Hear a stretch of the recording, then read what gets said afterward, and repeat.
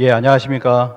오늘 이 시간은 환단고기 진서론이라고 하는 주제로 발표를 하도록 하겠습니다. 환단고기 진서론이라고 했는데요. 위서론이라는 이야기를 많이 쓰니까 괜히 이제 위서인 것 같고 그런 생각이 들어서 이제 진서론이라고 했습니다. 사실은 진서 이미 입증이 됐음에도 불구하고 계속해서 위서론이 등장을 하고 있기 때문에 황당한 위서론에 반박한다 이렇게 제목을 적어봤습니다.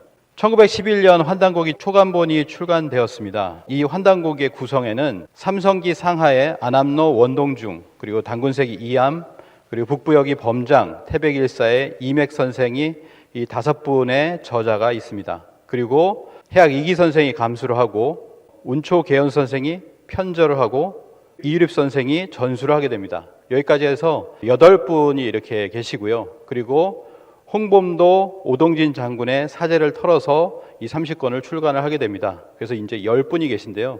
사실 환단고기 위서론이라고 하는 것의 핵심 중에 하나가 뭐냐면 이 10분을 부정하는 것입니다. 그들이 어떻게 부정하고 있는가, 그리고 우리가 그것을 어떻게 반박하는가, 그 부분을 한번 알아보도록 하겠습니다.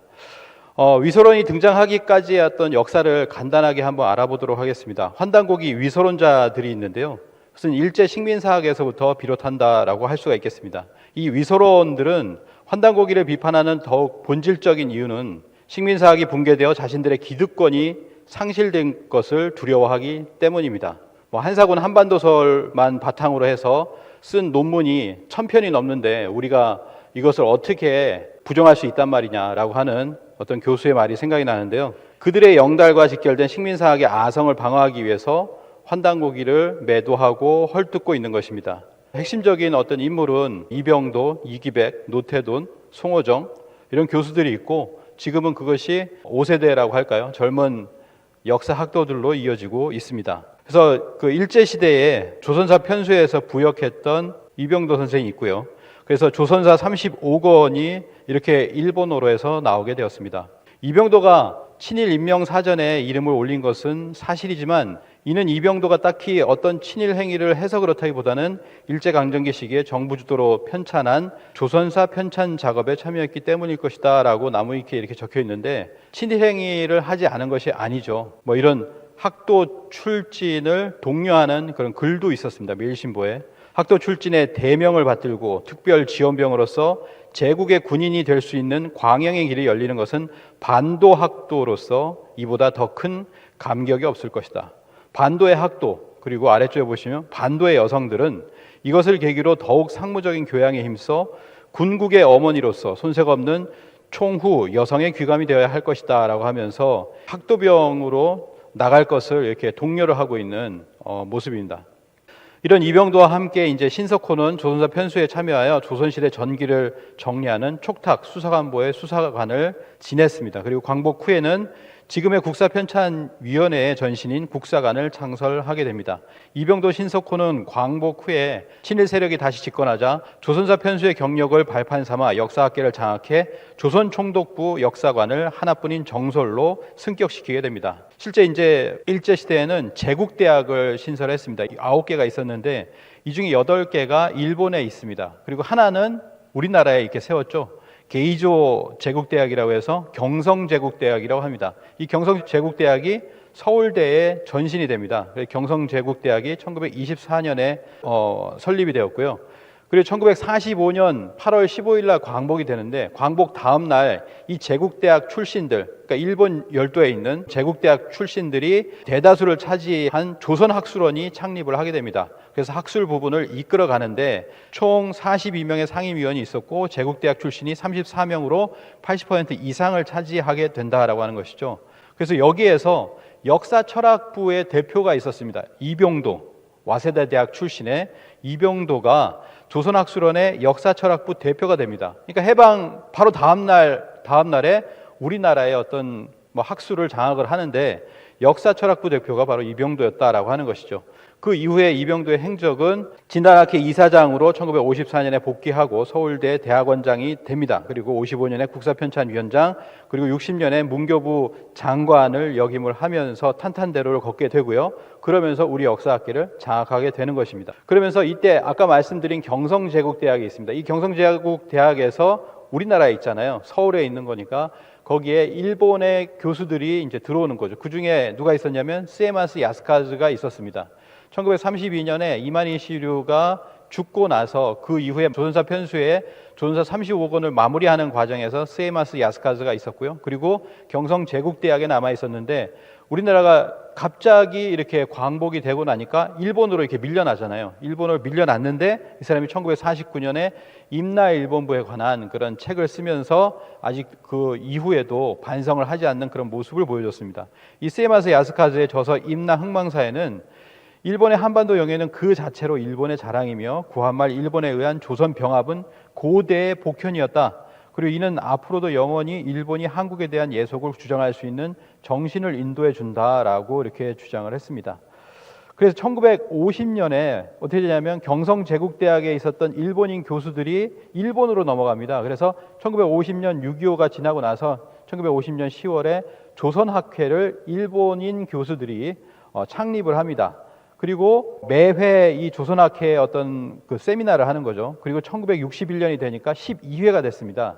이때까지는 한일이 수교가 없었잖아요. 수교는 1965년에 있었는데 61년에 이때 조선학회에서 10명의 한국학자를 일본으로 이렇게 초대하게 됩니다. 거기에 대표 주자가 누구냐면 바로 이병도였습니다. 제국대학의 조센증이라는 책을 보면 그때 당시에 61년에 처음으로 정말 오랜만에 만났잖아요. 그래서 조선학회의 자장이었던 다카시 도루는 이 10명의 한국 학자들을 마치 고향 사람 만나듯이 기뻐하는 내색으로 반겨주었으며 한국의 학자들은 오랜만에 만나는 친구들도 있어 반가운 인사와 기쁜 표정으로서 얼싸안았다. 이 표현은 누가 썼냐면 이병도가 썼습니다. 이병도가 그때 사상계라고 하는 그런 잡지에다가 이번 12회 회의의 보고라는 형식으로 해가지고 썼는데 거기에 표현이 그대로입니다. 오랜만에 만나는 친구들도 있어서 반가운 인사와 기쁜 표정으로 서로 얼싸안았다라고 하는 것이죠. 이 일본에 옛날에 있었던 그 지도교수나 뭐 이런 사람들을 만난 거겠죠. 이런 교류가 이제 있어 왔다라는 겁니다. 북한은 1962년에 리지린의 고조선 연구, 63년에 김석형의 삼한 삼국의 일본 열돈의 분국 대하여라는 논문을 통해 가지고 조선 총독부 역사관의 두 축인 한사군 한반도설, 임나일본보설을 완전히 무너뜨리게 되는데 우리는 이제 뭐냐면 좀 전에 말씀드린 대로 일본 학회와 교류를 하면서 바로 이제 친일 식민사학을 그대로 이어나가게 된다라고 하는 것이죠. 그래서 그 김용섭 교수가 나중에 회고록을 쓰면서 이런 얘기를 했습니다. 자신이 교육을 할 때 자신이 이제 수업을 하고 있는데 민족주의 역사학인가 실증 역사학인가 수업을 하고 있는데 그때 당시에 노년의 교수가 내방을 하게 됐다. 김원령 교수께서 말씀하셨다. 일제 때 경성제대에서 내가 배운 스에마스 선생님인데 김 선생 강의를 참관하고자 하시기에 모시고 왔어요 라고 하는 그런 이야기를 이제 경험을 했다라고 하는 것이죠. 그래서 서로가 이제 일본 학자들이 우리를 가르치는 모습 그런 것을 우리가 볼 수가 있었습니다. 이 김원령 교수는 바로 원삼국을 제창한 사람입니다. 원삼국이라고 하는 것은 쉽게 얘기하면 원시삼국이죠. AD 300년까지는 삼국이 어떤 그 국가의 형태를 지니지 못했다. 그래서 그때까지는 원시 삼국이었다는 이 삼국론을 처음에 1972년에 일본에서 펴내게 됩니다. 한국 고고학 개론이라고 합니다. 그래서 일본에서 일본어로 먼저 펴낸 다음에 일본에 먼저 보고를 하는 거겠죠. 그 다음에 73년에 다음 해에 한국어판을 출판을 하면서 이 원삼국론을 거론하게 됩니다. 그래서 그때로부터 지금 한 50년이 됐잖아요. 50년 동안 지금 원삼국이라는 이 둘레에서 벗어나지 못하고 있다라고 하는 것이죠. 영국 박물관에 보면 한국사 연표에 고조선이 없을 뿐더러 그 아래쪽에 보면 프로토 트리 킹덤이라고 해가지고 원삼국론이 지금까지도 이렇게 버젓이 적혀 있습니다. 그리고 여기에서 이제 이병도에서 이기백으로 넘어오게 되는데 이병도와 이기백의 공통점은 바로 와세다 대학을 졸업했다라는 겁니다. 이기백은 일제 강점기 말에 와세다 대학 사학과에 재학하던 중에 일본군에 징집돼서 해방을 맞이하게 됩니다. 그래서 1946년에 서울대학교의 사학과에 입학을 했고요. 그리고 마지막에 언제냐면 가장 전성기가 언제냐면 1963년부터 1985년까지 서강대 사학과 교수로서 서강사학의 전성시대를 열었다 이렇게 이야기가 되고 있습니다. 그리고 또 하나는 뭐냐면은 이기백은 1988년에 한국사 시민강좌라고 하는 역사 잡지를 창간을 하게 되는데요. 이 역사 잡지를 창간한 게 된 것이 뭐냐면 어떤 자신들의 역사학에 어떤 위기의식을 느꼈던 때입니다. 88 올림픽이 있고 단군에 관한 어떤 회복, 역사 광복에 관한 그런 국민들의 욕구가 있었던 그때에 고조선사 특집호를 마련하기 위해서 이 잡지를 내지 않았나 싶습니다. 그래서 주류 고대사학회가 학문적으로 대응을 했다라고 이렇게 하는 것이죠. 그래서 김상태 선생은 그의 책에서 뭐라고 했냐면 이기백은 양의 탈을 쓴 늑대다 이렇게까지도 이야기를 했습니다. 이 서강대에서 아까 말씀드린 대로 1985년까지 이기백 선생이 있었는데 그때 8호 학번으로 이렇게 들어온 사람이 누구냐면 바로 우리가 알고 있는 환단고기 위소론자의 대표 주자인 초록불 이문영입니다. 이문영이 8호 학번으로 서강대 사학과에 들어오면서 그때부터 싹을 틔워서 이제 위소론을 펴기 시작합니다. 그래서 최근에는 유사역사학 비판이라고 하는 책을 쓰게 되었습니다. 자, 이런 과정이 있고요. 그 다음에 이제 노태돈으로 넘어오게 됩니다. 노태돈 교수는 환단고기는 한마디로 우리나라의 뿌리 상고사를 복원하는 데는 자료적 의미가 없습니다. 왜냐하면 환단고기는 19세기 말 20세기 초 미국에 쓰여진 책입니다. 그런 만큼 이 책을 통해서 상고사를 복원할 수 없습니다. 이건 뭐냐면 1911년 초간본이 나온다 하더라도 만약에 나온다 하더라도 그건 의미가 없다. 미리 이렇게 선수 쳐놓는 거다 이렇게 볼 수가 있겠죠. 그리고 최근에 2020년에도 이제 신문 기사에 보면 이렇게 나옵니다. 민족이라고 하는 말은 나중에 20세기 초에 나온 것이다.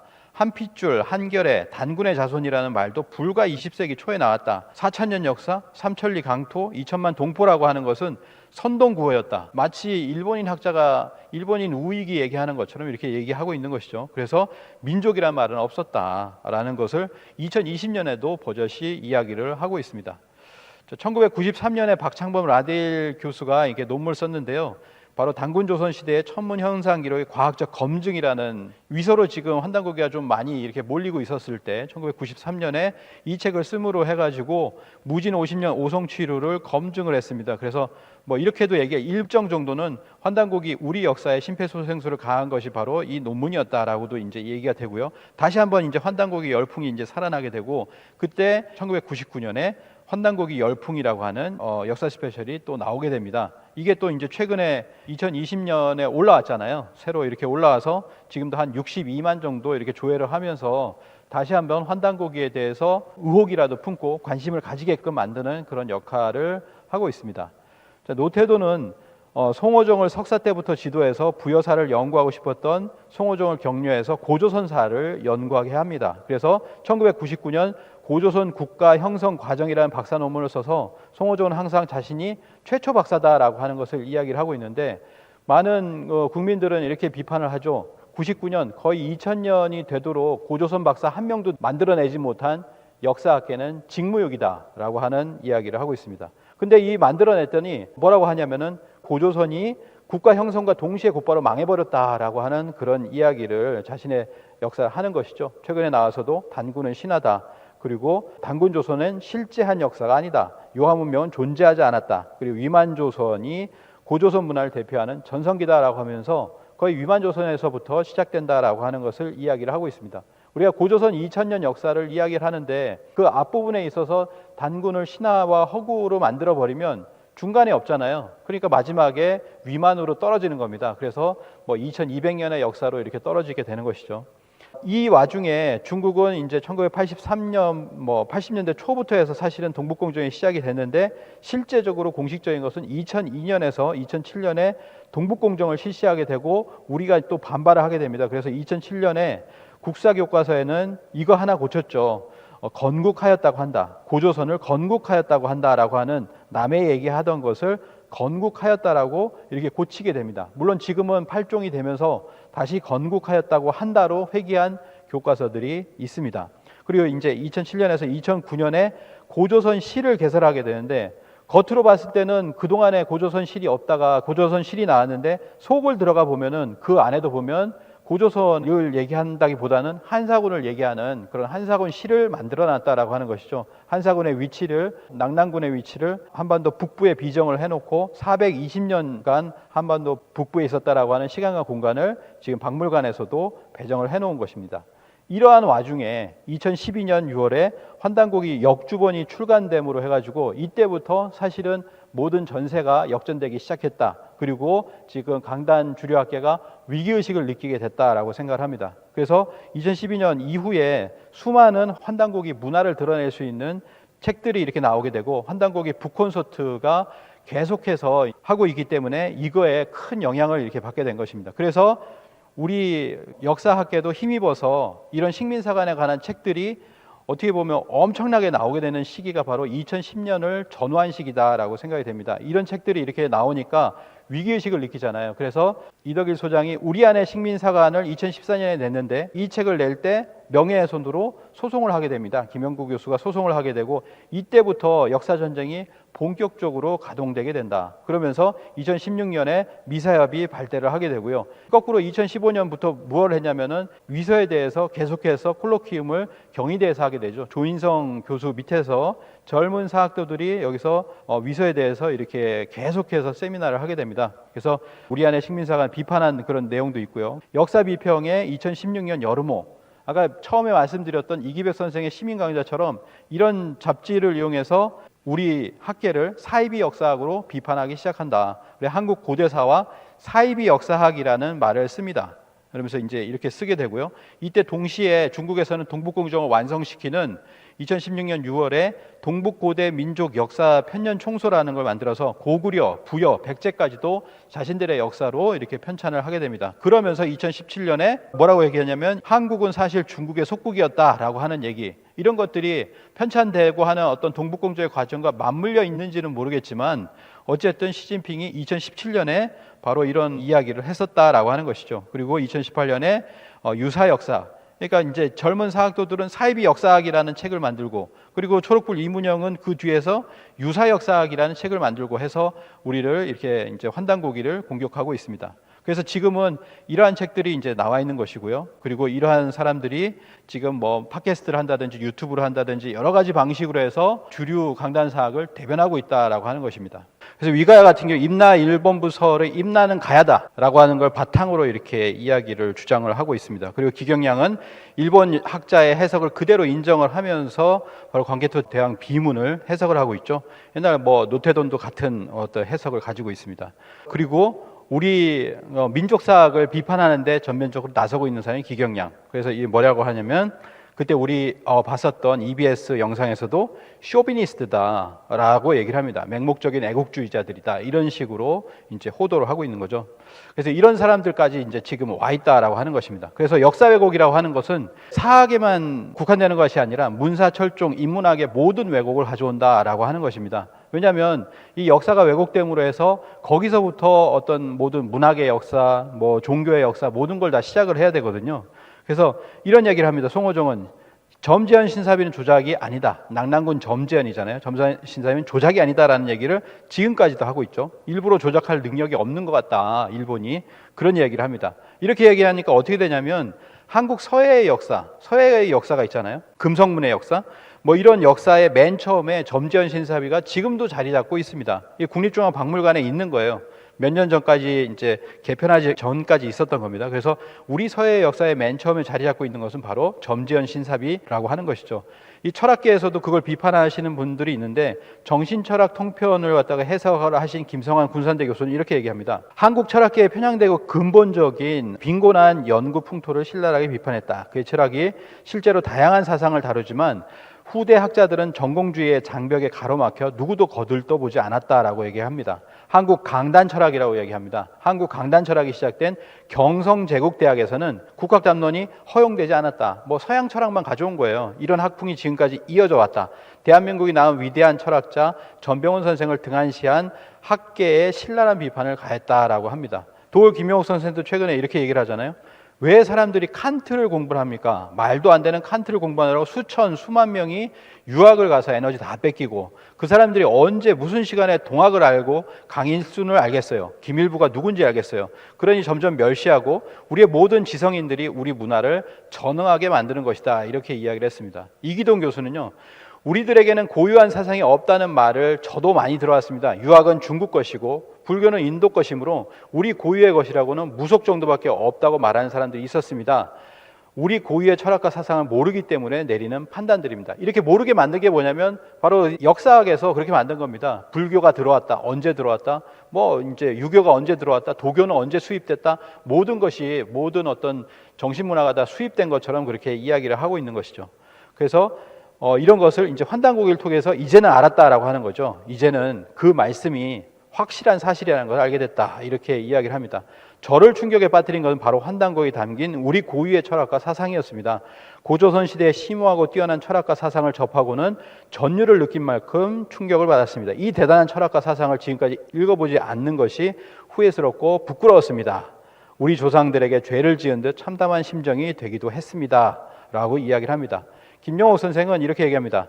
난 요즘 와서 피눈물 나는 반성을 하고 살아요. 내가 내 인생을 너무 잘못 살아왔구나. 그러나 나는 기초를 잘 닦았으니 지금부터 전향만 잘하면 여러분들에게 보다 유익한 메시지를 전할 수 있을 겁니다. 지금 진짜 심각하게 반성을 해야 됩니다, 라고 이렇게 이야기를 하고 있습니다. 우리 것을 모르고 주역을 모르고 우리 전통 철학을 모르고 전통 문화의 언어 기초를 모르는데 어떻게 세상에 나갈 수 있겠느냐라고 하는 것이죠. 자, 위서로운 반박과 진솔한 주장을 알아보도록 하겠습니다. 진실이 신발을 신고 있는 동안 거짓은 세상을 반바퀴 돌 수 있다라고 이야기를 합니다. 지금 위서론이 돌고 있는 상황을 말해줍니다. 사람들은 거짓에 쉽게 유혹에 빠지게 됩니다. 그래서 많은 사람들이 이렇게 얘기를 하죠. 이기동 교수도 그랬습니다. 저는 환단곡에 대한 편견을 가지고 있었습니다. 많은 사람들이 이런 위서론 때문에, 학계에서 주장하는 것 때문에 환단고기에 대한 편견을 가지고 있었습니다. 환단고기는 이미 유력한 강단 사학자들에 의해 위서로 판정된 서적이었습니다. 저도 그들의 판단만 믿고 읽어볼 생각조차 하지 않았습니다. 읽어볼 생각조차 하지 않은 사람들이 그거 위서 아니냐라고 하면서 떠들고 있는 사람들이 많다라는 거죠. 그래서 위서론의 본질적인 것은 뭐냐면 환단고기를 한 번도 읽지 않고 그걸 떠드는 사람들이 많다라고 하는 것입니다.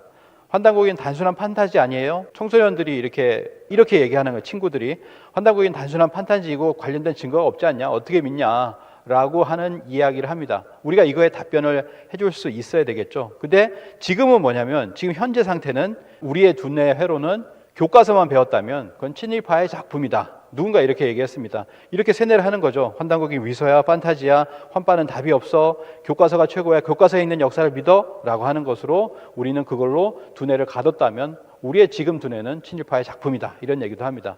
우리가 그래서 코리아 디스카운트, 우리가 스스로 깎아내리고 식민지 유산에 쌓여있고 또 식민지 멘탈리티라는 말도 씁니다. 가장 장애가 되는 건 아직도 식민지 멘탈리티에서 벗어나지 못하고 있는 한국인들의 심리다. 하루빨리 한국인들은 자기를 비하하는 감각에서 해방되어야 된다라고 하는 것이죠. 그래서 이제 환단고기 위서론에 맨 처음에 등장하는 것, 뭐 나무위키가 됐던 아니면 다른 사람들이 다 얘기하는 것도 이제 제가 이제 최근에 보니까요. 환단고기는 공희 위서야. 환단고기는 한국이나 북한이나 모두 위서로 취급한다, 이런 이야기를 합니다. 근거가 뭐냐라고 하면은 그걸 대지 못하는 사람들이 많은데 되는 사람은 이걸 대죠. 2006년 북한 사회과학원 문혁 교수 논문에는 뭐라고 써 있냐면 위서론자들이 환단고기는 북한에서 인정하지 않는다고 하는 주장의 근거가 바로 이 문혁 교수의 논문이라고 합니다. 근데 이 문혁 교수의 논문도 그 다음 해에 비판을 받게 됩니다. 2007년 북한 사회과학원 리현보 교수와 126명의 연구원들이 환단고기를 재검토하겠다고 발표했고 일본 조총연계에서도 북한학 역사 사서 재검토 발표가 있었으며 국내에도 문혁 교수의 논문을 반박하는 논문이 나왔다. 문혁 교수의 논문이 북한학계를 대표한다는 것은 어부성설이라는 거죠. 그래서 북한에서는 고조선사를 서술하면서 규원사와 단기고사, 단군 세기 등 사료를 이용한다라고 하는 것을 전덕재 교수도 2018년에 밝힌 바 있습니다. 그리고 김상일 교수가 바로 대한사랑 그리고 환단학회에서 북한학계가 환단고기를 진서로 인정하고 있다라는 증언을 했습니다. 2004년 단군학회가 인민문화광장에서 열렸는데 이때 북한학자들이 환단고기 규원사가 전부 위서가 아니라고 하였고 역사박물관을 갔는데 그 입구에는 환단고기 역대 순대로 연대를 표시해 놓았다라고 증언을 했습니다. 이덕일 교수도 이렇게 얘기를 하죠. 북한학계는 규원사와는 진서로 인정해 조선 단대사 등에서 그 구체적인 인용을 하고 있으며 환단고기라는 표현을 쓰고 있지는 않지만 단군세기, 태백일사 등 개별 사료들을 사실로 인정해 인용하는 것으로서 진서로 인정하고 있다. 뭐 구체적인 건 다 이제 그 뒤에 서술되어 있습니다. 그래서 결론은 북한학계는 환단고기를 위서로 본다는 말은 가짜 뉴스고 그리고 거짓이다라고 하는 것입니다. 그러면 남한학계, 쉽게 얘기하면 우리 학계는 어떠냐? 자, 우리 학계를 보면 RISS 환단고기 관련 논문을 123편을 분석을 해보면 진서론이 90%고 위서론이 10%가 됩니다. 진서론이 우세하다라는 거죠. 근데 왜 위서론자들은 사료 교차 검정으로 이미 환단고기는 위서로 판정되었다라고 하는 것 자체, 우리 학계에서도 그걸 위서로 판정한다는 자체도 논문으로 보면은 국민들을 속이고 있는 행위다라고 하는 것입니다. 그것은 전체 학계의 입장이 아니다. 식민사학자들의 입장을 대변한 판정일 뿐이다라고 하는 것이죠. 그래서 남북한 학계 공히 위서다라고 하는 것은 전체가 다 틀린 말이다라고 하는 것입니다. 환단고기 저자는 모두 지어낸 것이다. 이 위서론이라는 것을 할 때 그거는 이유립 선생이 모든 걸 조작했다라는 것이다라고 하는 전제를 깝니다. 뭘 조작하냐면은 이 쓰지도 않은 사람들을 저자로 내세웠다라고 하는 것이죠. 그래서 환단고기의 저자는 모두 지어낸 것이다라고 해서 환단고기의 저자가 5분이 계십니다. 그러면 안암로, 원동중, 이암, 범장, 이맥 이 모든 사람들을 저자가 아닌 것으로 하기 위해서 혈안이 되었다라고 하는 것이죠. 그 중에 핵심 중에 핵심, 그것이 뭐냐면 안암로, 원동중입니다. 자, 삼성기는 안암, 원로, 동중 세 성인에 대한 기록이지 안암로, 원동중이 아니다라고 하는 이야기를 합니다. 조선왕조 실록에 세조실록에 1457년 세조실록에 보면 이렇게 나옵니다. 표운 삼성밀기 안암로, 원동중 삼성기라고 분명히 이렇게 나오게 되죠. 그래서 이러한 책들을 마땅히 사처, 개인이 가지고 간직해서는 안 되고 간직한 사람이 있으면 진상을 해라. 그리고 스스로 원하는 사람은 서책을 가지고 다른 서책으로 바꿔줄게. 뭐 이런 이야기도 하는 것입니다. 그런데 무엇을 가지고 등장을 하냐면은 신동국여지승남 73년 뒤에 나왔던 신동국여지승남에는 뭐라고 되어 있냐면은 수양산성이라고 나오죠. 여기 수양산성이 있고 이 수양산성을 쌓은 사람이 누구냐면 세전 서규, 우리 서규 한국할 때 서규입니다. 옛날에 세상에서 전하기를 옛날에 안암, 원로, 동중 3인이 있었다라고 해서 이 세 사람이 쌓았다라는 거예요. 그래서 세 사람이라고 나온다라고 하는 것이죠. 이렇게 이야기를 하는 겁니다. 세상 사람들이 혹해서 넘어갈 수 있는 사안이죠. 그러나 이거는 절대 아니다라고 하는 것을 우리가 정리를 해야 되겠습니다. 근데 이제 이것을 갖다가 2008년인가 발굴을 하고 나서 뭐냐면은 조선왕조 실록을 그들이 나름대로 바꿔버렸어요. 조선왕조 실록을 검색을 해보면 원래는 안암로, 원동중, 삼성기라고 되어 있었습니다. 근데 이것을 지금 보면 어떻게 되어 있냐면 안암, 노원, 동중으로 띄어쓰기를 해놨어요.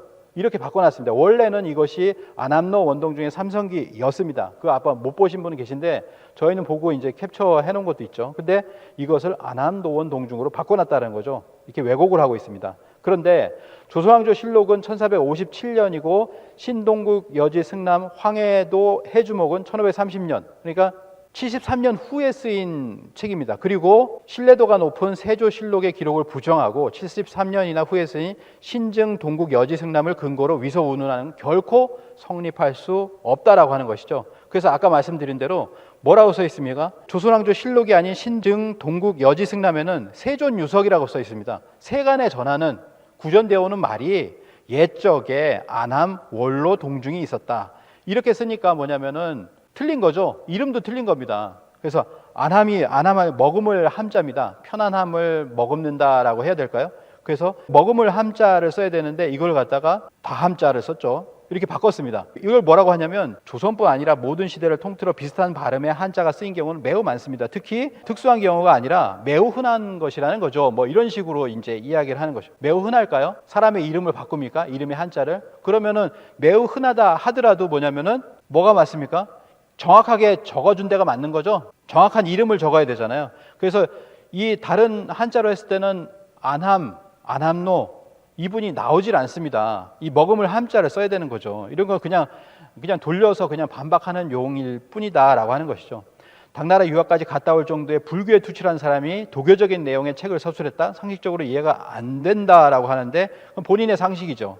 보시면은 이 책은 뭐라고 되어 있냐면 표훈 삼성 밀기와 안함로 원동 중에 삼성기라고 되어 있습니다. 이건 뭐냐면 신라 십성이에요. 신라 십성 중에 하나가 표훈이고 그 다음에 안함입니다. 그렇기 때문에 이건 뭐냐면 어떻게 보면 대꾸로 이렇게 표현을 한 것이다 이렇게도 볼 수가 있는데요. 그럼 표훈천사, 표훈대덕은 뭐냐면 경덕왕과 옥황상제 사이를 오간 그런 스님이면서 뭐냐면은 국선이다 이렇게 이야기를 합니다. 도교의 맥, 유불선을 또 회통하신 분이다 이렇게 생각이 되는 거죠. 그때 당시에는 그때 당시에 한 500년간에는 이런 유불선을 다 같이 공부한 분들이 많았다라고 하는 것이죠.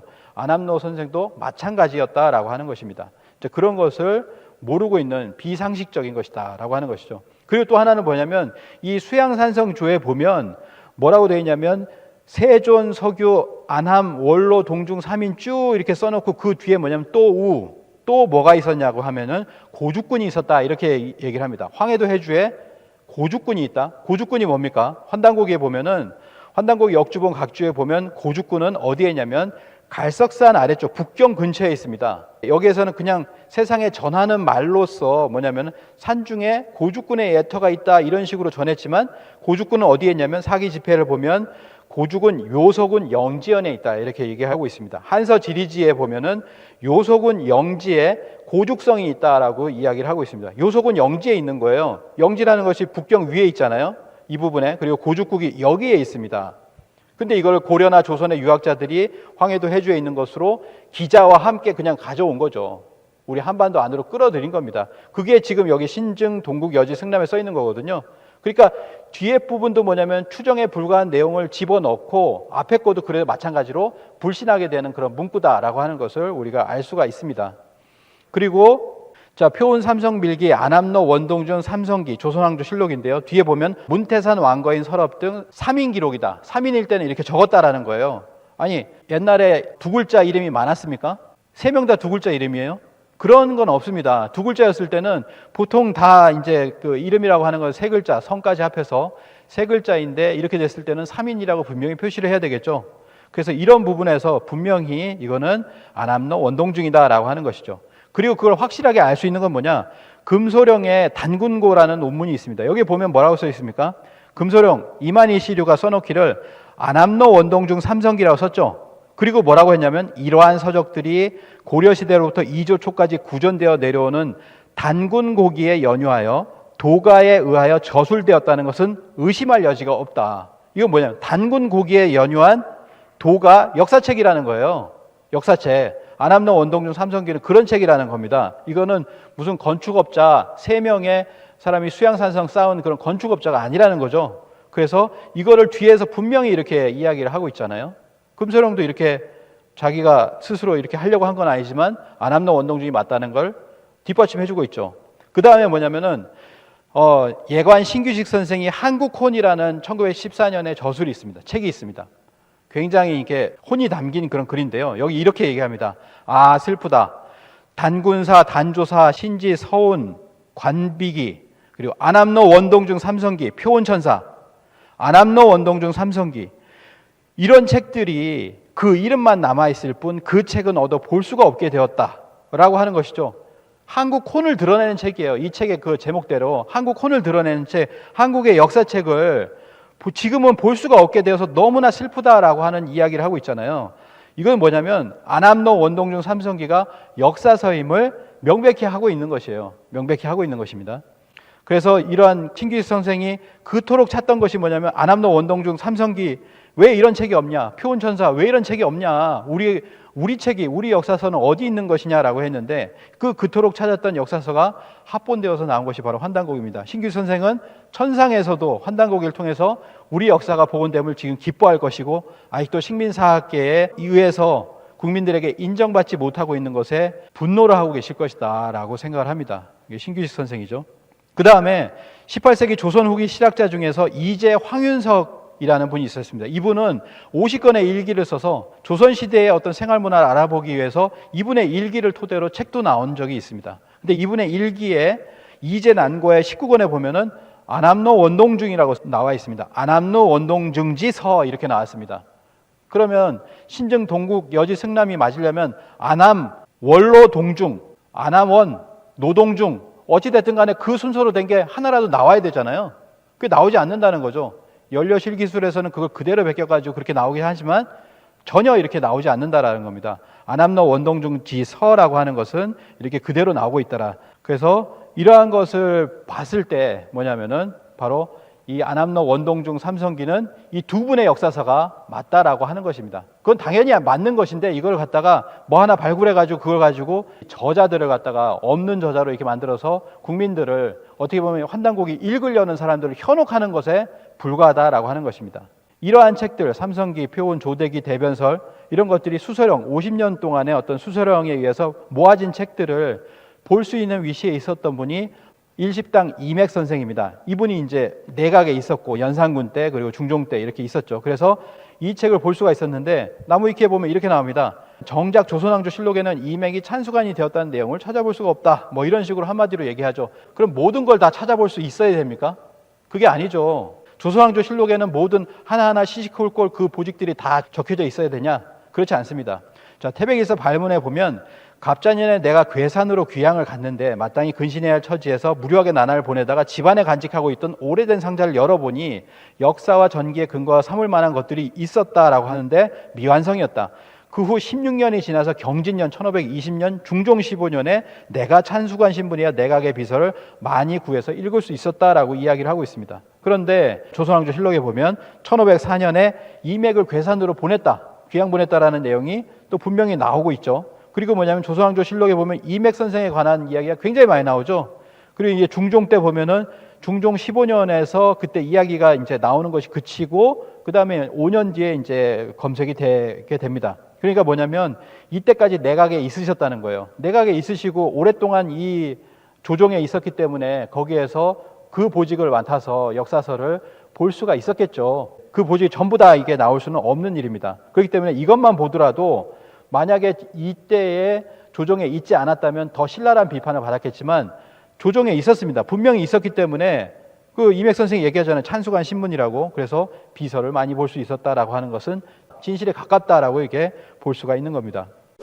정말 일제는 상고사서들을 불태웠는가? 20만 권을 불태우지 않았다라고 하는 이야기들을 합니다. 이걸 왜 우리가 얘기할까? 난 도무지 이해가 안 가는데요. 사서 20여만 권을 압수 불태웠다라고 하는 얘기를 사실은 이런 것이 이제 환단고기의 어떤 배경이 되는 거죠. 환단고기도 가져갔을 것이요. 거기에 삼성기 뭐 이런 책들이 있다면 그런 책을 불태우거나 일본으로 가져갔을 것입니다. 이때. 근데 이걸 이제 2016년에 장신, 지금은 한국학중앙연구원의 교수로 있는데 이 사람이 뭐라고 했냐면은 그때 논문에 일제는 한국 고사서를 불태웠을까? 안 태웠다는 얘기가 아니에요. 압수한 서적이 최대 10만 권을 넘지 않는 수준이었다. 뭐 이렇게 하려면 왜 논문을 쓰는지 모르겠습니다. 왜냐하면 20만 권이나 10만 권이나 어마어마한 숫자잖아요. 그리고 그는 애국 계몽 서적이었다. 지난번에 발표를 하신 분이 계시지만 51종이 애국 계몽이 아니라 여기에 이제 역사서, 단군을 나타낸 역사서도 충분히 있었고, 그리고 또 하나는 뭐냐면 20만 권이 51종은 말이 안 돼요. 더 많았는데 숨기고 있는 것들이 많다라고 하는 것이죠. 그래서 이렇게 얘기합니다. 이문영 씨는 이렇게 얘기하죠. 서희건저 잃어버린 역사 1권에 보면 재헌 국회사와 군국 일본 조선 강점 36년이라는 책을 인용해서 판매 금지가 된 책이 51종 20여만 권을 밝히고 있는데 군국 일본 조선 강점 36년을 쓴 사람은 일제시대 군수를 지낸 골수친일파, 골수라는 말을 넣었잖아요. 왜 일부러 넣은 거죠. 이 유사 역사학자는 이외에도 황당무계한 이야기를 많이 지어낸 인물이다. 바로 이런 사람이 주장한 내용이 이거다. 뭐 이런 식으로 얘기하고 있습니다. 근데 이 문정창이라는 분은 1943년에 황해도 은율군수를 했어요. 그리고 45년에 황해도 내무부 사회과장을 했습니다. 그리고 그렇기 때문에 친일 명부 사전에 들어갈 수밖에 없었습니다. 그러나 그 뒤에 이병도 신석호도 뒤늦게 친일 명부 사전에 등재가 됐지만 그 이후에 광복 후에 행적이 달랐다라고 하는 겁니다. 문정찬 선생은 그때의 그 이력을 반성하고 이병도 신석호가 고착화시킨 일제 황국사관을 올바른 민족사관을 바꾸는데 생애를 바친 분입니다. 그래서 뭐냐면은 군국 일본 조선 강점 36년 사를 쓸 수 있었던 거고요. 근세 일본의 조선 침탈사를 쓸 수 있었던 겁니다. 그리고 단군조선 사기연구, 일본 상고사, 한국 고대사 등을 통해서 한국의 뿌리를 밝혀내는 역작들을 출간했지만 모두 금서다. 문정창의 그걸 인용하지 마라. 다 그런 거죠. 그래 자신들이 떠받드는 조선 총독부 역사관과 배치되기 때문이죠. 그런데 왜 문정창의 그걸 비판합니다. 근데 그거보다 10년 전에 있었던 신익희 선생 재헌 국회사라고 하잖아요. 신익희 선생은 이렇게 얘기를 했습니다. 일제강점기 초대 총독 데라우치는 조선의 기록 문화에 두려움을 느끼고 1910년 11월부터 모든 행정력과 군경을 동원하여 전국 방방곡곡에서 근 1년 2개월 동안에 종로시대의 서점을 비롯한 지방의 대소, 서점, 향교, 서원, 옛집 그리고 양반 사대부가를 수색하여 단군 조선에 관련된 사료와 민족 정신을 일깨우는 내용의 서적을 압수하거나 불태우는 만행을 저질렀다라고 해서 이미 문정창 선생이 얘기하기 10년 전에 얘기를 했잖아요. 신익희 선생은 바로 임시정부에서도 중앙이 이제 안창호 선생이죠. 그리고 왼쪽에 그러니까 핵심적인 그런 인물이었다라고 하는 것입니다. 해공 신익희 선생이고요. 이런 분이 이야기를 했었다라고 하는 그건 왜 얘기하지 않느냐. 그리고 또 다른 건 왜 보지 않느냐. 네다니엘 페퍼의 1920년 한국의 역사는 절대 엉금이다. 일본인은 즉시 한국의 국사랑 국사는 전부 압수하여 불태워버렸다라고 하잖아요. 불태워버렸습니다. 그리고 철저히 수색하여 폐기시켜버렸다. 한국의 국사는 가지고만 있어도 범죄가 되었다라고 합니다. 영어로 한번 볼까요? 영어 왼쪽에 있는데요. 그걸 번역한 걸 보도록 하겠습니다. 일제가 리폼을 위해서 새로 이제 만드는 거죠. 그걸 위해서 가장 먼저 한 작업은 공공기록물과 사설 도서관을 통해 한국의 문헌과 역사에 관한 저작물들을 조직적으로 모아 태워버린 것이었다. 조직적으로 모아서 태워버렸다라고 하잖아요. 그 분서했다는 건 맞는데 왜 그렇게 이야기를 하는가라고 하는 것이죠. 그리고 대마도만 하더라도 고문서류가 거의 6만 6천 매가 나왔어요. 고기록류 이 대마도만 하더라도 거의 3,500권의 책이 나왔습니다. 자, 이런데 이 전국을 뒤져가지고 얼마나 많은 책들이 20만 권 이상이 나왔을 것 같다라는 그런 생각이 드는 거죠. 그리고 지금도 일본 전역에 5만 권 이상이 있다라고 해서 일본 교수가 지금도 증언을 하고 있잖아요. 그리고 이 박상국 한국문화유산연구원장도 이렇게 이야기를 합니다. 일본 국내청 서릉부에 한국 도서가 얼마나 있는지 진짜 규모는 아무도 모른다. 그리고 일본에 어떤 소송이 있었는데요. 그 판결문에서 오노 외무성 장관이 진술을 했는데 한국에서 숨겨온 도서 목록이 따로 있다. 그러니까 도서 목록을 다 공개합니까? 51종이 20만 권이에요. 51종이라는 건 공개 안 했다라는 거예요. 그래서 한국에서 숨겨온 도서 목록이 따로 있다는 것을 직접적으로 실토한 것이니 큰 의미가 있다. 이렇게 이야기를 했습니다. 고서의 약탈과 분서의 증거는 차고도 넘친다라고 이야기를 할 수가 있겠습니다. 1911년 환단고기는 없었다. 이 얘기를 줄기차게 이렇게 합니다. 왜냐하면 이유립 선생이 1979년에 낼 때 76년, 77년 계속 고쳐가면서 환단고기란 이름도 그때 지었다. 지금 그렇게 이야기를 하고 있잖아요. 근데 1911년 환단고기가 있다라는 것이 나오면 그 모든 것이 다 거짓이 되어버리고 맙니다. 자, 47대 단군의 기록이 있는 책들을 한번 보도록 하겠습니다. 환단고기가 있고 규원사화, 그리고 단기고사, 대동사강, 전고대방, 김혜김씨 문헌보, 그리고 심당전서가 있습니다. 이 중에서 가장 빠른 것은 바로 이제 규원사화가 되겠죠. 그 다음에 환단고기 1911년, 그 다음에 뭐가 있냐면은 전고대방이라고 하는 사전이 있습니다. 전고대방 1924년 본부터 있습니다. 전고대방이라는 인명사전을 보면 인명사전의 맨 처음에 단군이 나옵니다. 그리고 뭐라고 써있냐면 전세 47이라고 나옵니다. 47명이 전한다. 47명으로 이어졌다라고 하는 거죠.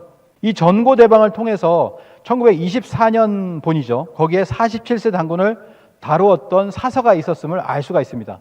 왜냐하면 1924년 이전에 47대 단군을 다루었기 때문에 그거를 갖다가 단군을 갖다가 사전으로 설명할 때 47분이 전한다라고 하는 것을 쓴 거잖아요.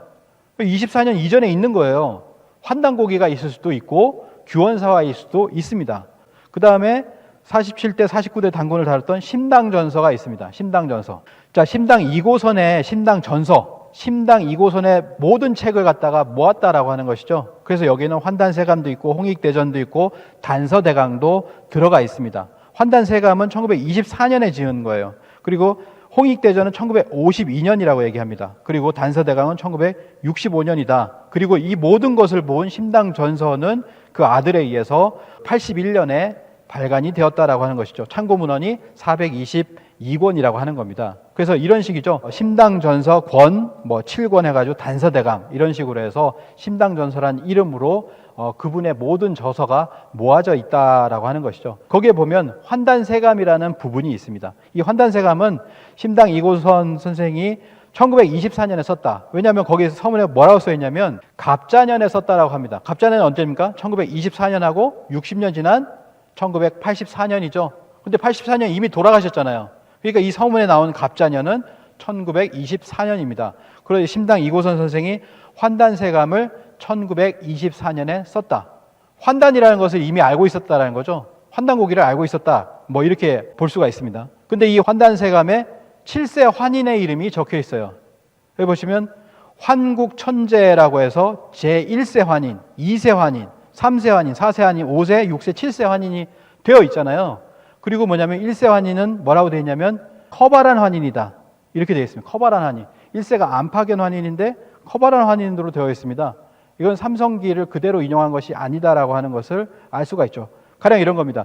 태백일사 삼신오제 본기에 보면 오랜 세월이 지나 후세 환인이 나타나 백성의 사랑을 받아 추대되셨다. 이분을 일러 안파견이라 하고 또 커발한이라고도 불렀다. 그러니까 안파견이라고도 보고 커발한 환인이라고도 불렀는데 커발한을 채택을 한 거예요. 그래서 1세 환인을 커발한 환인이다. 환단고기를 봤다는 얘기죠. 환단고기를 보았다라는 얘기입니다. 환단고기를 참고해서 환단세감을 해서 이제 역대 환인천재, 환웅 쭉 이렇게 정리를 했다라고 하는 것이죠. 그리고 3당 2고선의 전집 신당전서에는 그가 쓰면서 참고했던 참고문헌 422권이 기록되어 있습니다. 여기에 환단고기, 단군세기, 북부여기, 태백유사, 태백진훈 등이 보인다는 것이죠. 2고선은 사설을 구하기 위해 평양을 여러 번 다녔고 그리고 초간본 30권 중에서 한 권을 입수를 했거나 초간본을 보고 인용했을 거라는 근거가 되는 것이다. 여기 보면 이 참고 문헌에서 삼일신고 북부여기가 있고 단군세기가 있습니다. 고기가 있고요.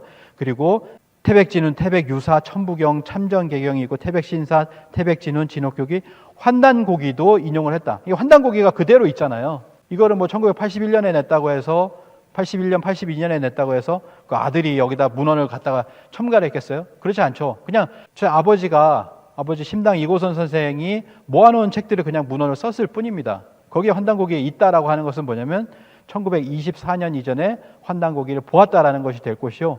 단서대강으로 보더라도 1965년 이전에. 그러면 뭐가 되냐면 이유립 선생이 환단고기란 이름을 지었다. 이게 거짓이 됩니다. 위설론자에 그렇게 얘기를 하잖아요. 환단고기란 이름을 1970년대 가가지고 환단고기라고 지었다. 그전에는 환단휘기였다. 환단고기란 이름은 나중에 나온 것이다. 그건 아예 책이 없었다. 뭐 이런 식으로 얘기를 하잖아요. 그게 다 틀린 거라는 거죠. 이런 것들을 이걸 통해서 알 수가 있습니다. 심당 이고선 선생은 1924년 이전에 환단고기를 보았다. 환단세감을 통해서 보건대, 단서대감을 통해서 보건대, 전체적으로 보건대 이 환단고기는 1924년 이전에 본 것이다라고 하는 것이 확실하다라고 하는 것을 알 수가 있습니다. 이 하나만 제대로 얘기해도 환단고기는 1911년 본이 있었겠구나라고 하는 것을 사람들에게 인식을 시켜줄 수가 있습니다. 또 이렇게 얘기합니다.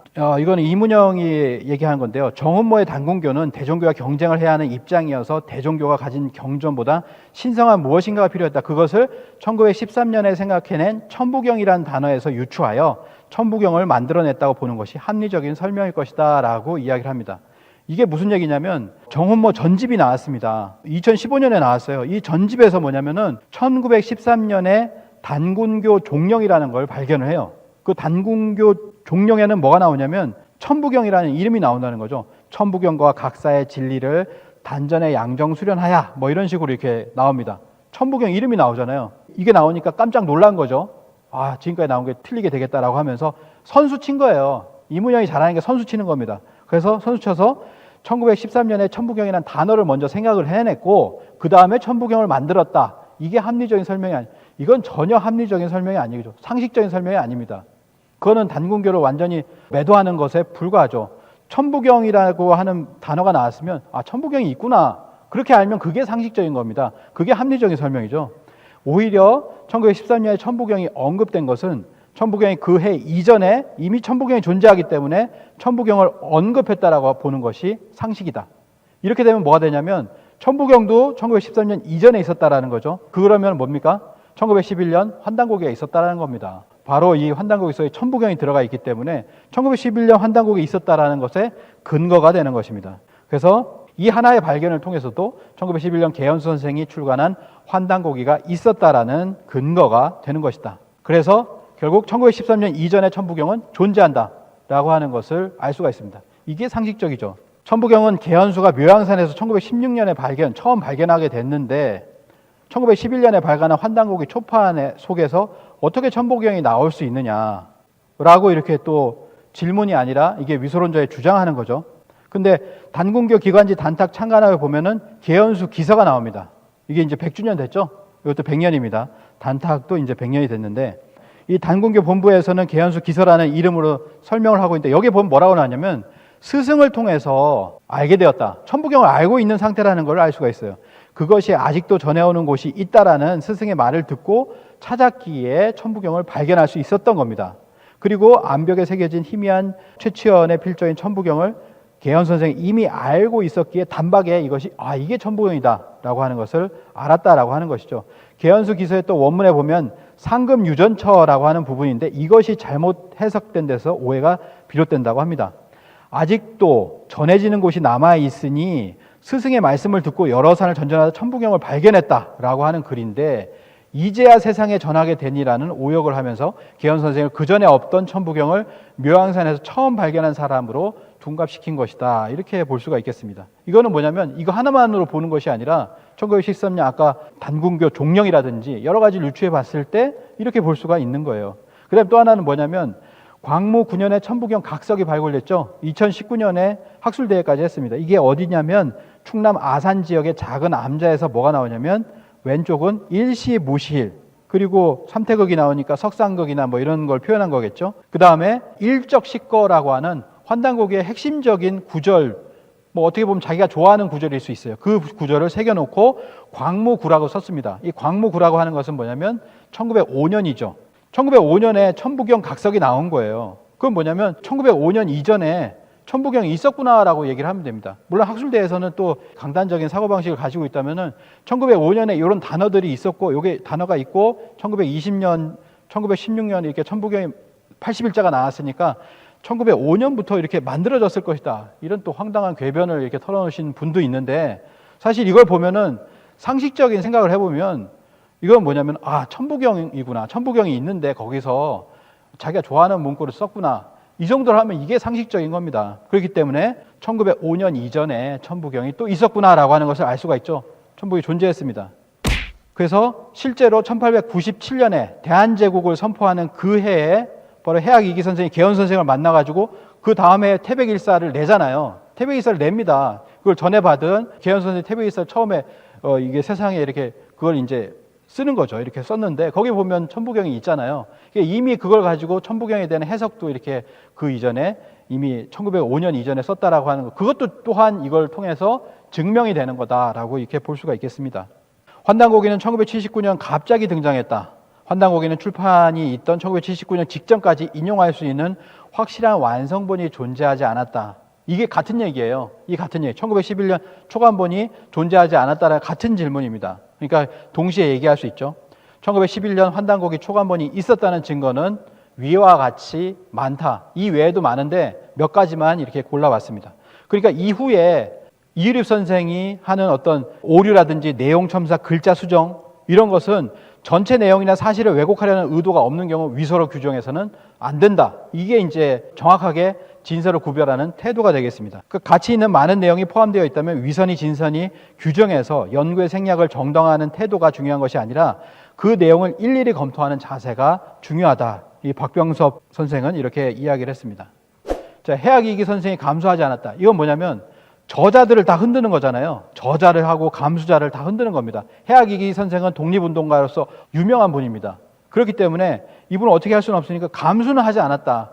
이름을 갖다 끌어들였다. 이런 식으로 지금 위소론자들이 얘기를 하고 있는 거죠. 근데 이거는 최근에 다 발굴이 됐습니다. 환단고기에는 보면 해학 이 선생이 감수했다라고 하는 부분이 나왔는데, 감수했다는 근거를 보도록 하겠습니다. 행촌 이함 선생의 3대 저서가 있습니다. 단군세기, 태백진운, 그리고 농상집요가 있죠. 그래서 태백진운이라는 것이 있는데, 태백진운은 다른 말로 태백경이다라고 합니다. 예전에 이제 해학 이기 선생의 모든 책들을 심당 전서처럼 해학 유서들을 다 모았습니다. 그랬더니 12권 세 책이 되더라라고 하는 것이죠. 3권의 책으로 모았었는데, 그때 그것을 갖다가 발문을 쓴 강동희 선생은 이렇게 얘기했습니다. 해학의 저서 가운데 태백진경이 있었는데 일실되어서 수록될 수 없음이 유감이다, 이렇게 얘기를 했거든요. 이때는 수록되지 않았다는 거죠. 해학 유서가 남아있었는데 수록되지 않았다라고 하는 겁니다. 근데 그게 뭐냐면 태백진경이라는 거예요. 태백진운이죠. 그래서 그 태백진운이 이번에 상생출판에서 나온 책에 보면은 그게 첨부가 되었잖아요. 첨부가 됐습니다. 그 내용이 뭐냐면은 해학유고예요. 해학유고. 증주, 진교, 태극경입니다. 태극경이 바로 태백진훈인데 여기에 보면은 이것을 주석을 달았다라고 하는 것이죠. 그 주석을 다른 분이 이렇게 써 있습니다. 이렇게 써 있죠. 확대를 해보면 효산자 주 이렇게 되어 있습니다. 태소씨 태소씨가 지었고 효산자가 주를 달았다라고 하는 거죠. 이 태소씨는 누구냐면 바로 천보산 태소함에서 바로 소정거사를 만나서 책을 환단의 어떤 비결 그 책들을 받았던 행촌 이암 선생이 거기에 머물렀습니다. 그래서 행촌 이암 선생을 태소씨라고 하는 것이죠. 태소씨라고 하고 효산자는 바로 해학 이기 선생의 호입니다. 호 중에 하나죠. 그렇기 때문에 이건 뭐냐면 바로 해학 이기 선생이 태백진훈을 감수를 했구나. 환단고기에 나와 있는 태백진훈을 감수를 했구나. 이건 뭐냐면 바로 태백진훈의 주석을 단 증주 태백경을 발간했다. 이는 이기 선생이 환단고기를 감수했다는 환단고기의 발문 내용이 사실임을 드러낸다. 이렇게 볼 수가 있습니다. 그리고 확실한 것, 감수했다는 근거 두 번째, 바로 등사본 환단고기입니다. 자, 등사본 환단고기 삼성열기라고 되어 있는데 여기 보시면은 뭐라고 되어 있냐면 이기주라고 되어 있죠. 이기 선생이 주를 달았다라고 합니다. 그래서 세계 환단학회 추계 학술대회에서 이명우 운영 도서관장께서 이렇게 나오셔가지고 이렇게 얘기를 했죠. 아주 충격적인 얘기를 했습니다. 그 중에 뭐냐면 이 등사본 환단고기, 해학 이기 선생이 감수를 보았던 등사본 환단고기 원문을 갖다 공개를 했는데 충격적인 것은 이 자료를 이미 누가 가져갔다는 거예요. 복사해서 가져갔는데 가져가면서 자기가 이 책을 논문으로 낼 때까지 절대 공개하지 말고 복사도 해주지 말라고 신신당부를 했다는 겁니다. 그런데 이것을 가져간 사람이 누구냐면 환단고기 위서론으로 석사 논문을 쓴 사람이에요. 그는 해학 이기 선생이 감수한 등사본을 숨겼습니다. 그게 나오지 않았잖아요. 거기 나오죠. 박사 논문에 나올지 모르겠습니다. 근데 그럼 거꾸로 되는 거죠. 환단고기 위서론 논문을 발표를 하게 됩니다. 결국 그 논문이라는 것도 자기 주장에 맞는 정보만을 껴맞춘 것이다. 그걸 껴맞춰서 나온 거예요. 그래서 그런 환단고기 위서론에 해당되는 논문을 낸 겁니다. 사실 입증을 위한 것이 아니다. 사실 입증을 위한 것이라면 이 등사본 환단고기를 가져갔으면 해학 선생이 주를 달았다라고 하는 것을 인정을 해야 되는 거죠. 환단고기 등사본은 삼성열기, 단군세기서, 단군세기, 북부여기 등 47쪽의 등사본으로 된 환단고기다. 특히 주목하는 것은 이기주왈, 해학 이기주왈이라고 해서 주해가 바로 문장 곳곳에 있습니다. 이기주석본 환단고기가 나왔다는 건 뭐냐면 환단고기가 완성본이 나오기 이전이죠. 이전에 그 주석을 이렇게 다른 겁니다. 이기 선생이 주석하거나 감수했다는 것을 분명히 보여주고 있다라고 하는 것이죠. 이기주라고 이렇게 되어 있잖아요. 그래서 이거를 이제 2009년 추정 환단고기라는 책을 또 이렇게 냈습니다. 이 책도 보시면 좋을 것 같고요. 결국에 뭐냐면은 환단고기에 나오기 전에 해학 이기 선생이 주석을 단 본이 있었다. 그렇기 때문에 해학 이기 선생은 주석을 달았다라고 하는 것이죠. 해학 이기 선생이 주석을 달았다는 건 뭐냐면 1911년 초간본이 있었다라는 거예요. 이것도 그 근거가 되는 겁니다. 그래서 1897년에 해학 이기 선생을 운초계연 선생이 만나고 나서 1909년에 해학 이기 선생이 돌아가시기 전에 해학 이기 선생이 감수를 한 그 내용을 바탕으로 해서 정리 편집하였다라고 하는 것이죠. 그래서 14년이라는 시간 동안에 정성을 들여가지고 1911년에 환단고기 초간본이 발간되었다라고 보면 명확한 추정이다라고 볼 수가 있겠습니다. 자, 계연 선생은 실존 인물이다 아니다, 허구의 인물이다 이런 얘기를 하잖아요. 강단사학계에서는 계연 선생을 가공 인물로 만들어서 환단고기 자체를 이유립 선생이 조작한 것으로 만들려고 합니다. 계연 선생은 실존 인물이죠. 그동안 계연수의 실존성에 대한 의문이 있었는데 이유립 선생이 왜 계연수라는 인물을 내세웠는지, 그의 아버지 이관집 등이 아니라 계연 선생을 내세웠다. 그 이유는 과연 무엇일까? 왜 내세웠냐? 계연 선생이 환단고기를 저수를 했으니까, 편절을 했으니까 그냥 한 거죠. 그걸 갖다가 뭐냐면은 가공의 인물을 내세웠다라고 하는 거예요. 그런 식의 의문을 던집니다. 이 장시인과 마찬가지죠. 계연 선생은 실제 실존 인물입니다. 1920년 정신철학 통편에 거기에 이제 등장을 하고 있습니다. 그리고 1921년 단군교 기간지 단탁 창간호에도 계연수 기서가 나오고 있습니다. 그리고 1934년 이시영 선생의 감시만어라고 하는, 그 중국의 뭐 황배엄인가 이상한 사람이 우리나라 역사를 이상하게 쓰니까 감시만어라는 책을 써가지고 틀렸다. 그리고 이게 쓴 거죠. 거기에 보면 천부경이 후세에 전하지 못하고 있지만이라고 하면서 개연수라는 사람이 묘향산 숲속에서 발견을 하였다라고 하였는데 라고 하면서 개연 선생과 천부경을 이야기하고 있죠. 개연 선생이 계속해서 등장을 하고 있습니다. 개연 선생이 처음에 조금 등장하다가 이유립 선생이 개연 선생을 끄집어냈다라고 하는 것이 아니다라고 하는 겁니다. 1942년에는 영변군지 초판에도 발행이 되었습니다. 여기에도 뭐라고 되어 있냐면 영변군지 42년판이에요. 여기 보면 개연수에 의해 1917년에 묘향산에서 채약 중에 발견되었다. 천부경이 발견되었다. 이렇게 이야기를 하고 있죠. 40년대에도 계속해서 등장을 하고 있어요. 그 50년대는 뭐냐면 개봉우 선생의 조선문화사라고 하는 1950년에 등장하고 있습니다. 그럼 언제입니까? 이 개봉우 선생이 카자흐스탄으로 강제 이주당해서 카자흐스탄에 있을 때죠. 카자흐스탄에서 개봉우의 조선문학사를 넣었는데 여기 보면 이렇게 나옵니다. 1917년 개연수란 도인이 약을 캐러 영변군 백산에 들어갔다가 석벽에 쓰인 그 자를 이렇게 쭉 이렇게 석조하고 그것이 바로 윤효정의 손을 거쳐서 자기에게 오게 되었다라고 정신철학 통편에서 전병훈 선생이 이야기하고 있더라라고 하는 것을 인용을 하고 있죠. 그러니까 바로 개연 선생은 1920년, 30년, 40년, 50년 쭉 계속해서 많은 사람들의 인구에 해자되고 그것이 기록이 되어 있었다라고 하는 겁니다. 그리고 나서 뭐냐면은 해동 인물지로 와서 1969년에 개연수의 자는 인경이요 호는 운초요 선천에 살았고 그리고 단군세기 태백유사를 발간했고 이상용 마카에서 설화군정서에서 공을 세웠다. 그리고 경신년에 만주에서 사망했다. 이게 구체 덧붙여진 게 아니라 밝혀진 거죠. 1960년대는 독립운동의 역사가 처음으로 드러나던 때였습니다. 독립운동에 대한 사서들, 정리된 사서들이 6.25 지나고 나서 60년대 되어서야 드러나요. 그와 마찬가지로 여기에서도 이렇게 60년대에 드러난 겁니다. 그리고 이제 1975년 가명극에 의해서 가명극이라는 자가 밀정을 홍성납자, 관전연에 홍성납자에 보내어 운초 선생을 암살했다. 이것이 8월 15일이다. 이렇게 나오는 겁니다. 이렇게 해서 최종적으로 이렇게 정리가 된 겁니다. 개연 선생이 1920년 8월 15일에 밀정 가명극에 의해서 이 밀정 가명극이 처음부터 드러났습니까? 최근에 드러났잖아요. 최근에 우리가 찾아보니까 조사해 보니까 이게 다 드러난 거예요. 백년의 여정에서 위순사 감옥 가명극이라고 했는데 독립신문 1920년 1월 10일자에 보저원 가명극이라고 제일 먼저 이게 드러났죠.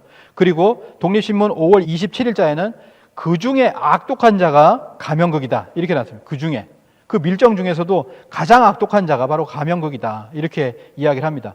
그리고 1921년 3월 26일자에는 여기에는 바로 이 가명극이라는 자가 얼마나 악독한가를 보여주는 거죠. 명창하라는 사람을 갖다가 그 사람이 이제 본국에 거주하지 못하게 되니까 관전연으로 옮겼어요. 그랬더니 1920년 4월경에 적헌병 보조원 가명극이 5, 6명을 데리고 와가지고 가택을 수색해서 물품을 탈취하고 6월경에는 2달 뒤죠. 가구를 모두 불태웠다. 그리고 나서 5달 뒤에는 7, 8명이 와서 명씨의 부인을 난타했다. 중상케 하더니 또 2달 뒤에 또 와가지고 7, 8명이 가옥까지 방화하여 버렸다. 진짜 악독한 놈이죠. 네, 그거를 알 수가 있습니다. 물품 탈취, 가구를 불태우고 부인을 난타하고 방화를 해서 완전히 씨를 말려버렸다라고 하는 것이죠. 자, 이때 등장한 명창하라는 분이 누굽니까? 독립유공자예요. 2011년에 애족장을 받았습니다. 근데 이분이 누구냐면 단학회의 관동 분회장입니다. 관동 분회장이 김효원이고 총무가 바로 명창하, 간부를 했었다. 단학회 간부였다라는 거죠. 이렇게 하나하나가 드러나는 겁니다. 그러니까 단학회 간부를 숙청하는, 단학회 간부를 그렇게 악랄하게 죽이는 그런 역할을 했던 사람이 개연 선생도 그렇게 됐을 수 있겠구나라고 하는 걸 충분히 알 수가 있는 거죠. 그래서 밀정 가명극을 통해 가지고 개연 선생이 그렇게 죽고 그렇게 불태웠으니까 그런 3,000권에 되는 사서들이 전부 다 없어졌구나라고 하는 것을 알 수가 있습니다. 스승 개연수의 죽음을 목격한 14세 이유립 선생이 소년통신원에 활약했다라고 하니까 처음에는 어떻게 14세에서 독립운동 하냐라고 하잖아요. 근데 드러났어요. 독립운동가 오봉옥 지사에 의해서 그분이 적었던 삭주 군지에 보면은 66명의 천마산대 이론 대원들의 활동이 나오는데 이유립 선생이 나옵니다. 삭주군 출신, 나이가 어려 천마산대의 대만 통신원으로 활동했다라고 나옵니다. 이걸 알 수 있는 게 뭐냐면 이 66명이라고 하는 이 사람들 전부 대조해 보니까 반 정도는 기록이 남아 있습니다. 그리고 이 사람들의 행적들이 다 나와 있고 그 행적들이 맞다라고 하는 거죠. 적었던. 그렇기 때문에 이유립 선생도 맞잖아요. 맞는 겁니다. 그래서 이유립 선생이 바로 이 개연 선생이 압록강에서 사지가 절단되어서 이렇게 시신이 버려지는 그런 모습을 목격을 하게 된 것이죠. 그래서 계현 선생을 스승으로 해서 역사 교육을 받았던 이일엽 선생이기 때문에 스승의 얼굴을 알잖아요. 그러니까 초상화를 그린 겁니다. 이일엽 선생이 양종현, 오선일 이 두 사람을 시켜서 고등학생일 때 두 사람을 시켜서 초상화를 그려라. 둘 다 이렇게 소질이 있었어요. 그래서 바로 그 오일영 선생, 이분은 만화가로서도 활동을 하고 있죠. 그래서 활동을 했었죠. 두 개가 전부 다 남아 있습니다. 그 오일영 선생이 그린 그림은 개천각에도 이 초상화가 남아 있는 것이죠. 근데 제가 말씀드린 게 뭐냐면 개봉호 선생이라고 해서 수한계시잖아요. 수한계시. 서로 이제 모르는 존재였다는 건 지금 드러났습니다. 근데 개봉호 선생도 그 초상화가 비슷하다는 거예요. 아, 그래서 초상화를 갖다가 그냥 헛그린 것이 아니구나. 그냥 모르고 그냥 이렇게 말한 것이 아니라 실제로 보았기 때문에 그거를 그리라고 한 것이고 이런 것을 확실하게 우리가 알 수가 있다는 거죠. 우연하게도 카자흐스탄에 가보니까 우리가 환단고기에 재정적인 지원을 했던 홍범도 선생, 홍범도 장군, 그리고 바로 그 옆에 개봉호 선생의 묘소가 있었다는 겁니다. 한 50m도 안 떨어져 있잖아요. 같이 이렇게 있었어요. 이런 인연이 또 있구나라고 하는 그런 생각이 들었죠. 그래서 개봉호 선생은 우리나라에 이렇게 안착을 하게 되었습니다. 수한계시 족보에 개헌수가 없다? 개봉호 선생도 없어요. 개봉호 선생의 아드님인데 저도 이제 카자흐스탄에 가서 만났습니다. 계양림 선생이라고. 이분이 언론에 내신 게 뭐냐면 족보에서조차 아버지의 이름이 남아있지 않던 현실을 안타까워하기도 했다라고 합니다. 개봉호 선생은 오히려 더 저작도 많이 남아있고 기록도 많이 남아있는데도 불구하고 족보에 없잖아요. 계현 선생이 없는 것도 그때 당시에는 어쩔 수 없는 부분이라고 하는 것을 알 수가 있습니다. 그런데 족보에 없다고 해서 계현 선생이 없는 존재다 이렇게 얘기하는 말이 안 되죠. 기록이 그렇게 많이 남아있는데 기록이 한두 군데 남아있는 게 아니잖아요. 계현 선생은 분명히 실존 인물이었다. 그리고 실제 이일엽 선생의 기록대로 그렇게 돌아가신 분이다라고 하는 것을 알 수가 있습니다. 이일엽 선생을 친일파로 몰죠. 그게 뭐냐면 친일파, 빨갱이 이런 것들을 몰아버리면은 대중적인 인식이라는 게 있잖아요. 근데 환단고기를 저술한 사람이 친일파다? 말이 안 되는 겁니다. 이걸 하나하나 자세히 보면 5가지가 얘기가 있는데요. 조선 총독부 발행 월간지 조선에서 시를 투과하였는데 시의 내용이 일제시대의 태평성대를 노래한 내용이었다. 그냥 서정시입니다. 친일 유교단체 조선 유교에 활동했으며 그 안에서 기관지가 1월 15일 주필을 역임했고 산하단체인 신풍학원 설립했다. 이건 하나죠. 근데 친일 유교단체라고 볼 수 없습니다. 조선 유교를 자체를요. 거기 그 안에서 친일하는 사람도 있을 수 있겠죠. 그러나 그 이일엽 선생이 그런 활동을 했는가라고 하는 그 부분을 알아봐야 된다라고 하는 것이죠. 그리고 거기다가 중일전쟁 이후에 친일 신문이 된 동아일보의 지국장을 역임했다. 이건 뭐냐면 동아일보 지국장을 하던 그 5개월 동안이 어떤 시기였는가 정확하게 봐야 됩니다. 자, 하나하나 보도록 하겠습니다. 월간지 조선에 시를 투고했다. 자, 노천명이 사슴이라 우리가 알고 있어요. 우리 어렸을 때 배웠습니다. 노천명 시인이 사슴, 모가지가 길어서 슬픈 짐승이요. 뭐 친일 잡지에다가 했으니까 친일파거나 이렇게 얘기합니까? 아니죠. 뭐냐면은 노천명의 님의 부르심을 받고 때문에 그렇습니다. 학도병, 님아 군복에 총을 메고 나라 위에 전장에 나감이 소원이러니 이 영광의 날 나도 사나이였다면 귀한 부르심을 입었을 것을 이렇게 얘기합니다. 그러니까 친일파가 된 거예요. 친일파 명단에 올라간 겁니다. 사슴이란 시 때문이 아닙니다. 그 이일엽 선생의 시는 서정시예요. 그냥 자연경관을 다룬. 그러면 이런 게 친일파죠. 아까 말씀드렸던 이병도 학도 출신의 대명을 받들고 특별 지원병으로서 제국의 군인이 될 수 있는 광영의 길이 열렸다. 뭐 이런 정도는 얘기해야 이건 친일파라고 얘기할 수 있는 겁니다. 친일 유교단체인 조선유교회에서 활동했다라고 하는데 조선유교회라고 하는 것은 무엇이냐? 선생의 일대 도약기를 꼽는다면 양종현 선생의 책에 의하면은 1930년 초반기에 청년기에 입경하여 입회한 안순환이 세운 명교학원 시절일 것이다. 많은 서책을 섭렵하고 운초, 벽산, 단재의 사관을 기초로 한 경향의 각지의 학자들을 여기서 만났다라는 겁니다. 그리고 폭넓게 교류하여 민족주의 사관 정립과 바른 국사 찾기에 자신감을 얻는 시기가 바로 이 시기였다라고 합니다. 이 시기에 만난 분이 그 조선 유교회에서 교재 그런 거를 만드신 분이 해창 송기식 선생입니다. 해창 송기식 선생은 독립유공자예요.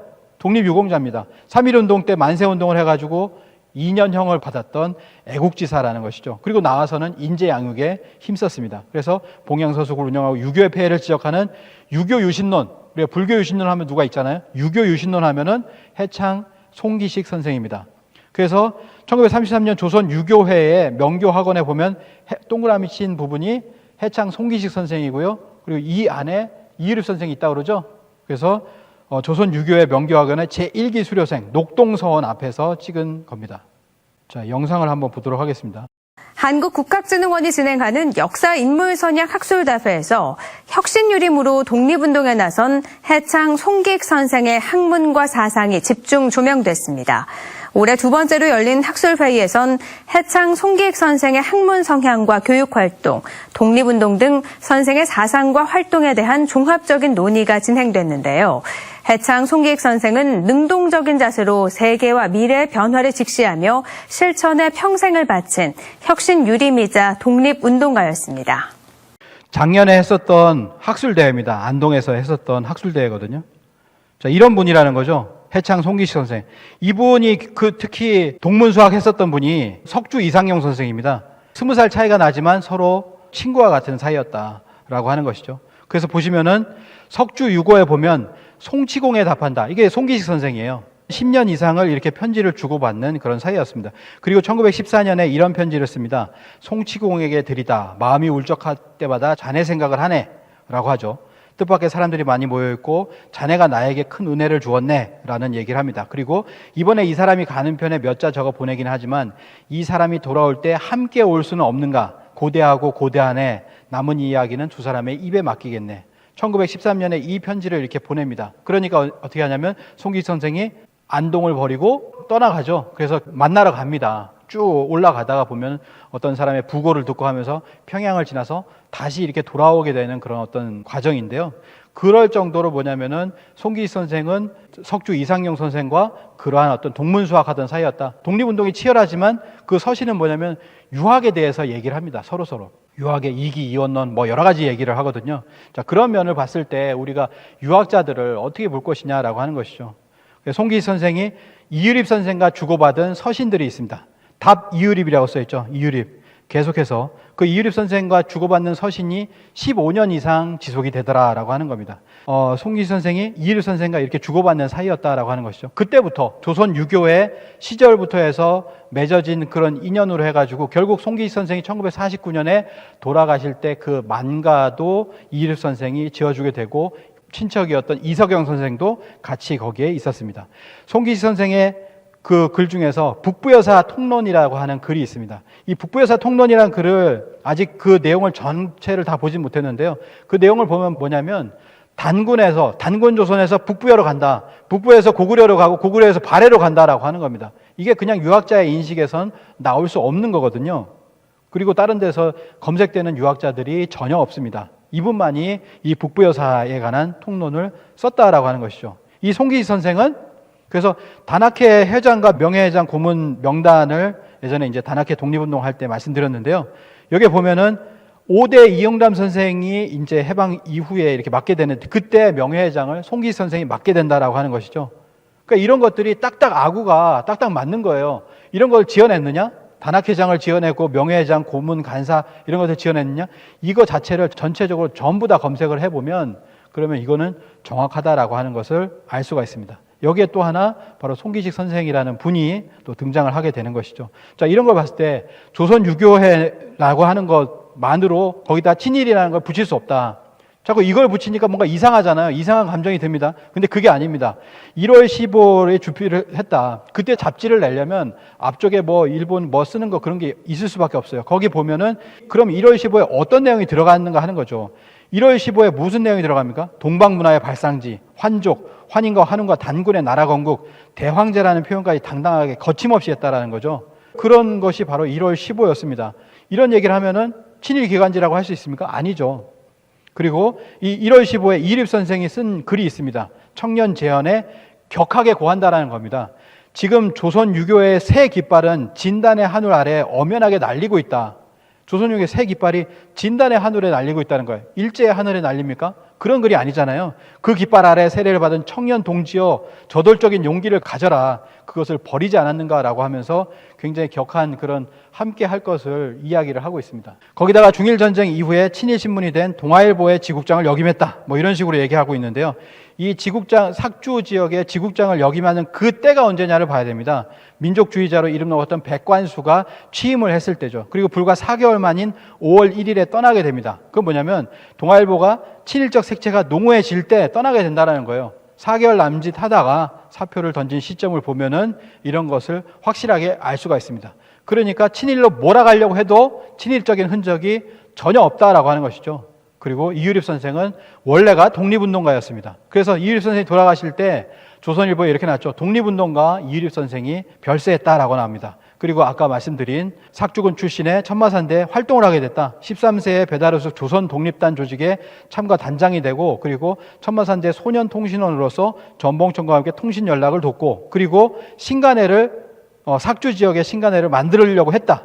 1927년 이유립 선생이 신간회 삭주 지부 발기에 참여해서 최석홍, 김처원과 함께 삭주 지역을 발기했다라고 하는데, 삭주 발주 안 했다라고 하잖아요, 거기서는. 근데 김처원도 등장을 하고요. 그리고 같이 했던 최석홍이라는 분은 어떤 분이냐면 관서 농민운동자 협회에서 농민운동을 하던 분이에요. 근데 이 신간회는 노동운동, 농민운동에 큰 관심을 가졌습니다. 그래서 농민의 숫자가 가장 많아요. 이런 것들을 봤을 때도 보면 이 신간회의 활동을 하려고 했다가 좌절된 것을 알 수가 있습니다. 그리고 1931년에 364를 창립했다는 건 동아일보에 나오잖아요. 그러니까 이건 뭐냐면 이 동아일보를 우리가 이립 선생님 다시 볼 수 있습니까? 그렇지 않잖아요. 한번 나갔던 겁니다.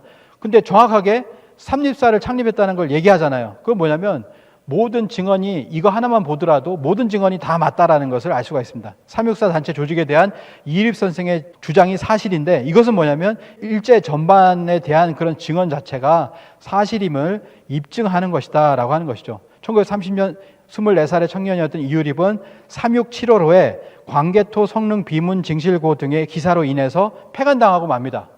폐간당하고 마거든요. 이 안에 뭐가 들어있습니까? 광개토 비문 징실에 일본 열도를 정벌하는 게 나와 있잖아요. 뭐라고 써있냐면 외적이 드디어 나라를 들어서 항복을 했다. 그리고 죽은 자가 10중 8구다. 모두 신하가 돼서 복종했다. 이게 폐간이 될 수밖에 없는 거죠. 그러니까 이런 것들이 다 독립운동이에요. 그래서 이런 것들을 다 보실 수가 있습니다. 자, 마무리를 하도록 하겠습니다. 이유립은 단학회를 설정에다 조작했다. 단학회 독립운동을 보시면 되는데요. 장신 교수가 이렇게 얘기하면 모든 것을 개연수 날쪽이다 이런 식으로 해서 매도를 하고 있는 거죠. 단학회 전신으로 단학회를 설정했다라고 이야기를 하고 있고, 이문영도 그걸 따라서 이제 기사를 쓰고 했었는데, 오봉록 지사 한 사람만 보더라도 이 독립운동가가 삭주 군지에다가 이 60여 명의 그 증언을 했는데, 여기에 보면은 최시영 선생이 단학회 3대 회장이다. 그리고 최시찬 동생인데 재정보조에 주력했다라고 하는 내용이 분명히 나오잖아요. 이거 이제 검색해서 보면은 확실하다라는 걸 알 수가 있죠. 그래서 천마산대 최시영 장군이 3대 회장이라는 것은 뭐냐면 1대, 2대 회장이 있다라는 거 하는 겁니다. 그거는 뭐 추정해 봤을 때 다 해학이기 선생과 개연 선생님을 알고 있는 거죠. 그리고 최시찬이 단학회를 독립했다. 3대라는 것을 안다는 것은 1대, 2대가 있었다는 것이다라고 하는 것이죠. 그래서 단학회가 있었습니다. 이것만 보더라도 있었어요. 근데 단학회의 간부들, 그 중앙 간부들, 지방 간부들이 있었던 그 명단 100여 명의 그 간부들을 보면은 확실히 있었고 이건 존재했다라는 걸 확실하게 알 수 있다라고 하는 것입니다. 그리고 이제 이황이 누군지 모르겠다 이렇게 얘기를 했잖아요. 이문영이 이렇게 얘기했습니다. 이황이 누굽니까? 이태집 선생의 아들이고 이간질 선생의 아들이 이유립 선생입니다. 이렇게 해서 사촌 형이에요. 저도 처음에는 사촌 동생인 줄 알았습니다. 알아가는 거죠. 사촌 형입니다. 그래서 90년이 되어서야, 이유립 선생 돌아가시고 나서야 독립유공자가 됩니다. 그리고 이황 선생이 독립신문에도 보면 단학회 출신 명단과 함께 이황 선생이 나와 있죠. 이유립 선생 집안이 독립운동가 가문이었다. 이관지 선생, 이유립 선생, 이태집, 그리고 이분하고 뭐 이석영 선생 모두 독립운동가 가문이었다라고 하는 것을 알 수가 있습니다. 사실 위소론으로 지금까지 얘기되어지고 있는 모든 것들은 다 거짓으로 다 드러났습니다. 그들이 얘기하는 거에 있어서 지금 밝혀지지 않은 것은 거의 없다라고 볼 수가 있겠습니다. 그래서 많은 사람들을 돌이킬 수 있다라고 생각합니다. 우리 이기동 교수님이 얘기한 거 있잖아요. 나도 편견에 젖어 있었다. 모두가 위소론이라 하니까 편견에 젖어 있었는데 읽어보니까 아니더라라고 하는 거잖아요. 모든 사람을 이 환단고기 역주본을 읽게 만들어야 합니다. 읽게만 만들면은 그 사람들이 알아서 환단고기를 판단할 것이다 라고 생각합니다. 이상 마치겠습니다.